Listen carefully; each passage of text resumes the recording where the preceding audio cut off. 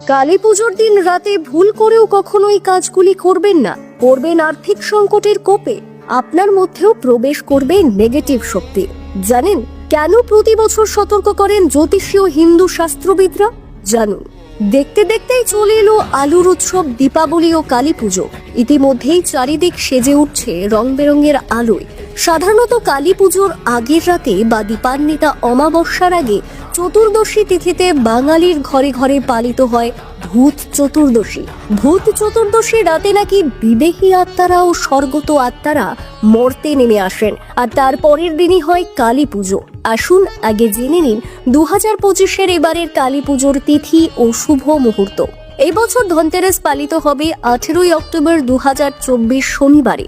কালী পুজোর তারিখ 20 অক্টোবর অর্থাৎ 2রা কার্তিক সোমবার। অমাবস্যা তিথি শুরু 20 অক্টোবর দুপুর 2:55 থেকে। অমাবস্যা তিথি শেষ 21 অক্টোবর বিকেল 4:25 এবং ভাইফোঁটা বা ভাতৃ দ্বিতীয়ার শুভ অনুষ্ঠান উদযাপিত হবে 23 অক্টোবর 2025 বুধবারে। ভুলেও কালী পুজো ও ভূত চতুর্দশীর দিন রাতে কয়েকটি কাজ করা উচিত নয়। জানুন কি বলছেন জ্যোতিষীরা এবং হিন্দু শাস্ত্রবিদেরা। এই দুদিন সন্ধ্যাবেলার পর ঘরে ঝাড়ু দিয়ে পরিষ্কার করবেন না।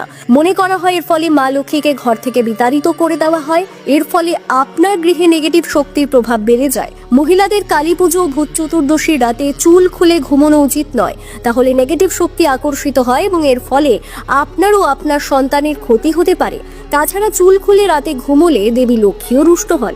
কালী পুজোর দিন এবং তার আগের দিন রাতে শ্মশান অথবা কবরস্থানের ধারের কাছেও যাবেন না, কারণ এই সময় সব জায়গায় নানা রকম নেগেটিভ শক্তি থাকে, আর এতে আপনার এবং আপনার পরিবারের ক্ষতি হয়ে যেতে পারে। কালী পুজো ভূত চতুর্দশীর দিন সন্ধ্যার পর যদি কেউ আপনার কাছ থেকে দুধ বা দুধ জাতীয় কোনো জিনিস চান, তাহলে তা দেবেন না, কারণ এতে আপনার বাড়ি থেকে পজিটিভ শক্তি কমতে থাকবে এবং নেগেটিভ শক্তি বৃদ্ধি পাবে।